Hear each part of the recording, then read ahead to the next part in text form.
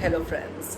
In my next episode, episode 6, I will take you forward कि कुरुवंश का वर्णन थोड़ा और करूँगी और हम धीरे धीरे आगे बिल्कुल इस महायुद्ध के कारण पे पहुँचते जाएंगे।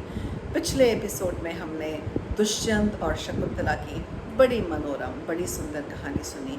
ये जग प्रचलित है और ये कहानी बहुत आनंद दिलाती है और हमें याद दिलाती है कि भारतवर्ष आगे कैसे बढ़ा और हमारा नाम भारत कैसे बढ़ा इस वर्ष का। और गांधर्व विवाह एक तरह की लव मैरिज थी। तो इस पे अभी ना जाके बाद में बात करेंगे और कुरुवंश का वर्णन आगे शुरू करते हैं। तो ऋषि कश्यप की पत्नी अदिति, उनसे इंद्र और विवस्वान हुए थे। विवस्वान के बड़े पुत्र मनु बहुत धर्मात्मा थे। उनके पुत्र पुरुरवा थे। उनके पौत्र का नाम नहुष था। नहुष भी बहुत प्रतापी थे और उनका बहुत नाम था। वो बुद्धिमान थे, वीर थे। और नहुष के पुत्र ययाति थे। ये भी एक लंबी कहानी है जो मैं नहीं सुनाऊंगी, क्योंकि ययाति ने अपने पिता नहुष का बुढ़ापा बहुत साल लिया और बाद में उन्होंने अपने पुत्र को वापस उसकी युवावस्था करके अपना बुढ़ापा लेके उसको वरदान देके और राजपाट देके चले गए थे। तो उनके क्या कहते हैं, नहुष के पुत्र ययाति थे और इनकी 2 पुत्रियां थीं, देवयानी और शर्मिष्ठा। ययाति राजा बने तो जन्मेजय ने पूछा कि ययाति ब्रह्मा से 10वें पुरुष थे, नीचे लाइनेज में 10वें नंबर पे थे। तो उन्होंने शुक्राचार्य की कन्या देवयानी, जो कि ब्राह्मण थी, उससे कैसे विवाह किया। तो उन्होंने एक कथा सुनाई और उन्होंने कहा कि त्रिलोक पर राज के लिए दानवों और देवों में बहुत झगड़ा हो रहा था, बहुत भयंकर लड़ाई चल रही थी। देवताओं ने बृहस्पति को और असुरों ने शुक्राचार्य को अपना गुरु माना और अपना पुरोहित बनाया। अब आपको शायद नहीं पता होगा, जो दानवों के पुरोहित थे, जो उनके आचार्य थे शुक्राचार्य, उनके पास एक ऐसी कला थी जिसके लिए सब देवता तरसते थे।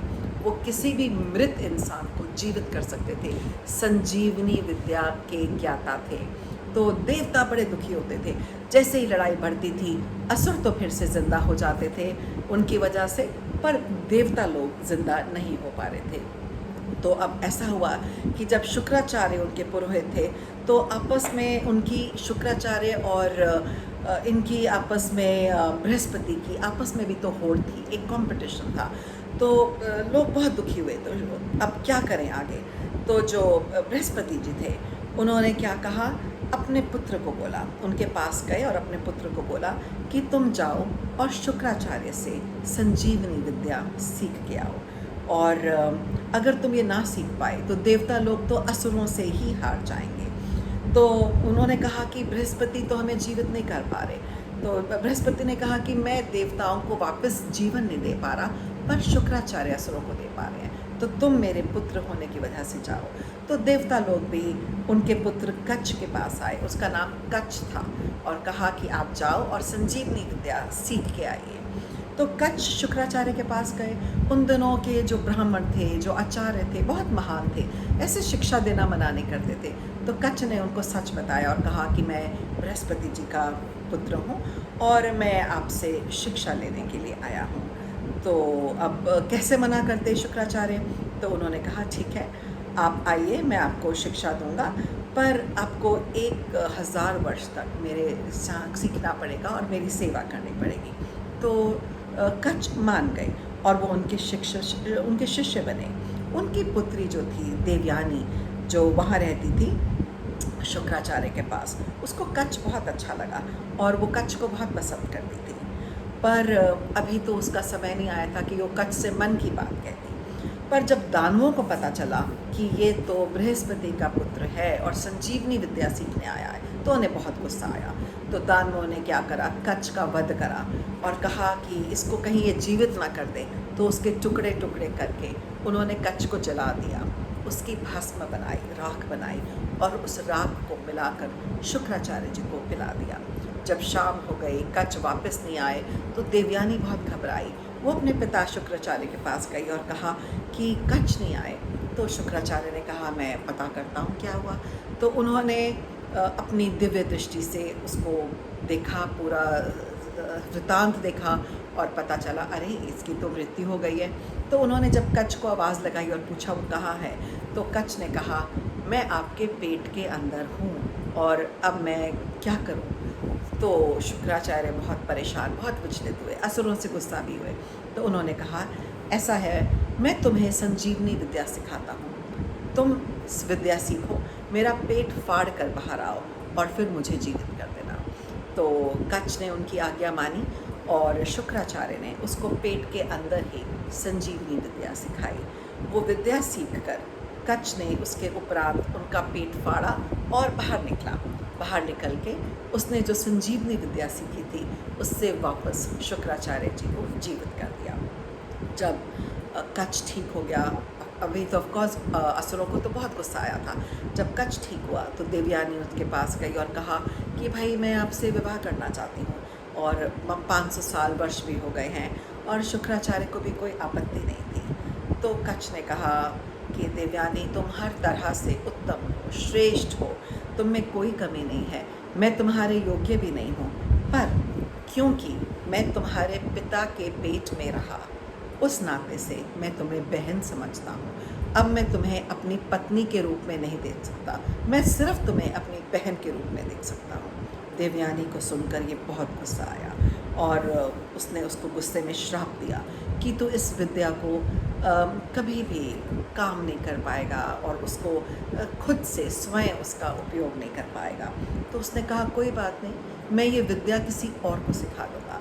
तो उसने कहा ये तुमने जो मुझे श्राप दिया ये सही नहीं है, ये काम के अधीन, जिसे लस्ट बोलते हैं, काम के अधीन होके दिया, तो ये कभी सिद्ध नहीं होगा और इस श्राप की विद्या भी कभी समाप्त नहीं होगी। मैं औरों को ये विद्या सिखाऊंगा और वो लोग इस विद्या को इस्तेमाल कर कर दूसरों को जीवित कर पाएंगे। तो उसने कहा कि मैंने कभी भी तुमको इस तरह से उस दृष्टि से नहीं देखा और अब तो तुम मेरी बहन के समान हो, और क्योंकि तुमने ऐसा कार्य किया तो कोई भी ब्राह्मण, जबकि तुम शुक्राचार्य की पुत्री हो, तुमसे विवाह नहीं करेगा क्योंकि तुमने एक अच्छा काम नहीं किया। तो इसी वजह से उसका विवाह किसी ब्राह्मण से नहीं हुआ और ययाति राजा से उसका विवाह हुआ। तो ययाति राजा कौरवों और पांडवों के भी पूर्वज थे। उन्हें शुक्राचार्य ने भी श्राप दिया था कि बुढ़ापा उन पे आ जाएगा, और क्योंकि जब उन्हें पता चला कि ययाति राजा ने देवयानी की दासी शर्मिष्ठा को भी पास रखा हुआ है तो उन्हें बहुत गुस्सा आया। तो उन्होंने उन्हें श्राप दिया और कहा कि तुम पे बुढ़ापा आ जाए। तो श्राप का निवारण बाद में हुआ और उनके पुत्र पुरु, जो उनकी दूसरी पत्नी शर्मिष्ठा से हुआ था, उसने कुछ वर्ष के लिए उनका बुढ़ापा लिया और बाद में पुरु ने ही उनका वंश आगे चलाया। तो ययाति ने बहुत सुख भोगा और बाद में अपना बुढ़ापा लेके स्वर्ग सिधार गए और वापस पुरु को उसकी जवानी वापस कर दी, उसका यौवन वापस कर दिया और पुरु को ही अपने वंश का और राज्य का उत्तराधिकारी बताया। तो देवयानी के पुत्र नहीं बन पाए और शर्मिष्ठा जो देवयानी की दासी थी उसके पुत्र पुरु ने ही उनका वंश आगे चढ़ाया। तो उसका राज्याभिषेक हुआ और यही वंश आगे चलकर पांडवों का पूर्वज बना। तो ये एक वर्णन हुआ है कि कैसे ये आगे बढ़ता है वंश, और अगले एपिसोड में, 7वें एपिसोड में, आपको पुरु वंश का वर्णन और शांतनु और उनकी भीषण प्रतिज्ञा के बारे में बताया जाएगा और बताएंगे कि कैसे धृतराष्ट्र और पांडु उत्पन्न हुए और कैसे भीष्म देवव्रत से भीष्म पितामह बन गए। तो अगले एपिसोड के लिए मुझे उतना ही उत्सुकता और इंतज़ार रहेगा और आप लोग प्लीज़ अपने कमेंट्स शेयर करिए। Looking forward to hearing from you all. Have a good day.